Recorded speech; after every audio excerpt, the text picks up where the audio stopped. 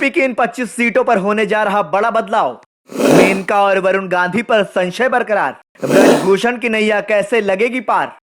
रायबरेली के लिए बीजेपी को मिल गया प्रत्याशी दमदार। ये कहावत तो सभी ने सुनी होगी कि दिल्ली की सत्ता का रास्ता उत्तर प्रदेश से होकर गुजरता है। ये वजह है कि भारतीय जनता पार्टी इसी रास्ते से गुजरकर लगातार 2 बार केंद्र में सरकार बना चुकी है और तीसरी बार भी जुगत में है।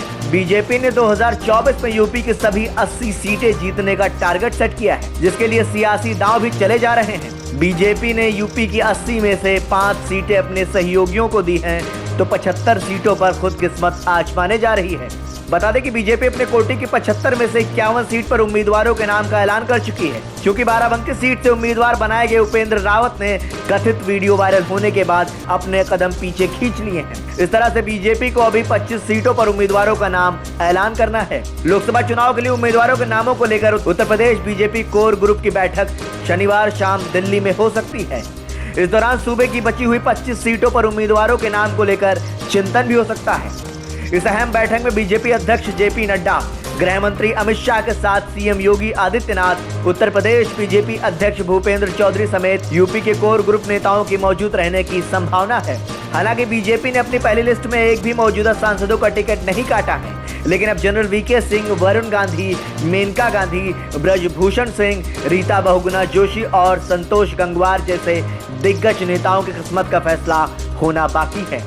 यूपी के 25 सीटों पर सस्पेंस बरकरार। यूपी की जिन 25 लोकसभा सीटों पर बीजेपी ने अभी कैंडिडेट नहीं घोषित किए हैं, उन पर पार्टी नेताओं की धड़कनें बढ़ी हुई हैं। माना जा रहा है कि बीजेपी अपनी तीसरी लिस्ट में यूपी की बची 25 सीटों पर उम्मीदवारों के नाम का ऐलान कर सकती है, जिनमें से कई सीट पर सरप्राइज नाम दे सकती है। ये सीटें हैं मुरादाबाद, गाजियाबाद, अलीगढ़, मेरठ, हाथरस, फिरोजाबाद, पीलीभीत, सुल्तानपुर, बदायूं, रायबरेली, कौशाम्बी, प्रयागराज, कैसरगंज, बरेली, कानपुर, गाजीपुर, मिर्जापुर, मछली शहर, भदोही, बलिया, देवरिया, मैनपुरी, फूलपुर, बाराबंकी और बहराइच। स्वामी की सजा बेटी संघमित्रा को मिलेगी। बदायूं लोकसभा सीट से मौजूदा सांसद संघमित्रा मौर्य हैं, जो स्वामी प्रसाद मौर्य की बेटी हैं। बीजेपी ने बदायूं सीट पर कैंडिडेट घोषित नहीं किया है।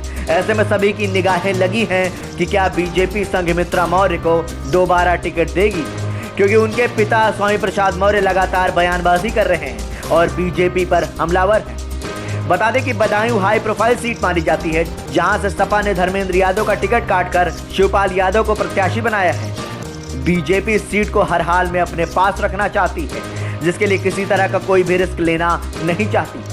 बरेली, गाजियाबाद और मेरठ में फंसा टिकट का पेच। मेरठ लोकसभा सीट पर सभी की निगाहें हैं। माना जा रहा है कि मौजूदा सांसद राजेंद्र अग्रवाल का टिकट कट सकता है। उनकी जगह नए चेहरे को उतारने की चर्चा है।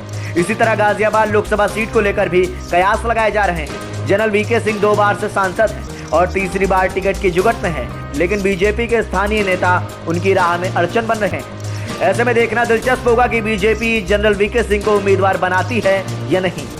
वहीं बरेली लोकसभा सीट पर 6 बार के सांसद संतोष गंगवार का नाम भी पहली लिस्ट में नहीं था, जिसके बाद से कयास लगाए जा रहे हैं कि पार्टी उनका टिकट भी काट सकती है। बीजेपी बरेली सीट से किसी नए चेहरे को उतारने की तैयारी में है। ब्रजभूषण बहुगुणा का क्या होगा। बीजेपी की पहली लिस्ट में प्रयागराज और कैसरगंज सीट से उम्मीदवारों का नाम नहीं थे। प्रयागराज से रीता बहुगुणा जोशी सांसद हैं, तो वहीं कैसरगंज सीट से ब्रजभूषण शरण सिंह सांसद हैं। रीता बहुगुणा जोशी ने साल 2022 में ही राजनीति छोड़ने का ऐलान कर दिया था, जिसके चलते माना जा रहा है कि बीजेपी प्रयागराज से किसी नए चेहरे को मैदान में उतार सकती है।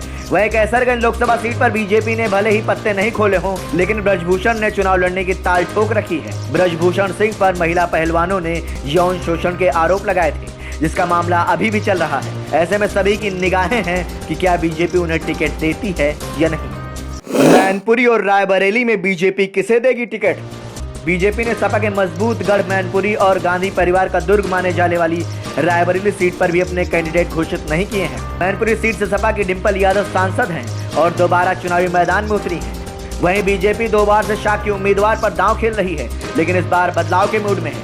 वहीं रायबरेली सीट बीजेपी मोदी लहर में भी नहीं जीत सकी थी, लेकिन सोनिया गांधी की यह सीट छोड़ने के बाद बीजेपी की नजर इस सीट पर है। इसी के चलते सपा विधायक मनोज पांडे को बीजेपी ने अपने खेमे में मिला लिया है। ताकि मजबूती से चुनाव लड़ सकें। अब ऐसे में देखना दिलचस्प होगा कि बीजेपी इस बार मैनपुरी और रायबरेली सीट से किसे चुनावी मैदान में उतारती है। नजर देवरिया सीट पर भी है, जहां से सांसद रमापति राम त्रिपाठी हैं। इसके अलावा मुरादाबाद, सहारनपुर, अलीगढ़, फिरोजाबाद, हाथरस, बलिया सीट पर भी निगाहें हैं। मुरादाबाद और सहारनपुर में विपक्ष का कब्जा है, जबकि बाकी सीट पर बीजेपी के सांसद हैं। पार्टी अपने मौजूदा सांसदों के जीत को लेकर कॉन्फिडेंस नहीं दिख रही है। बलिया से मौजूदा सांसद वीरेंद्र सिंह मस्त का टिकट बीजेपी काट सकती है। इसके अलावा गाजीपुर लोकसभा सीट पर भी पेंच फंसा हुआ है, जहां पर बीएसपी का कब्जा है। बीएसपी से जीते सांसद अफजाल अंसारी इस बार सपा से चुनावी मैदान में है, जिसे बीजेपी अपने कब्जे में लेने की पूरी कोशिश में है। वरुण और मेनका गांधी को टिकट मिलेगा या नहीं? बीजेपी ने जिन सीटों पर अभी तक उम्मीदवार घोषित नहीं किए हैं, उनमें वरुण गांधी की पीलीभीत और उनकी मां मेनका गांधी की सुल्तानपुर लोकसभा सीट भी शामिल है। वरुण गांधी जिस तरह से बयान देते आ रहे हैं, उसके चलते माना जा रहा है कि पार्टी पीलीभीत सीट से उनका टिकट काटकर नए चेहरे को चुनावी मैदान में उतारने की तैयारी में है। इसी तरह सुल्तानपुर की सीट पर भी सभी की निगाहें लगी हैं कि मेनका गांधी को पार्टी दोबारा उम्मीदवार बनाएगी कि नहीं। इस तरह वरुण गांधी और मेनका गांधी दोनों पर संशय बना हुआ है, जिस पर सभी की निगाहें लगातार लगी हुई हैं। ब्यूरो रिपोर्ट, संदेश वाहक।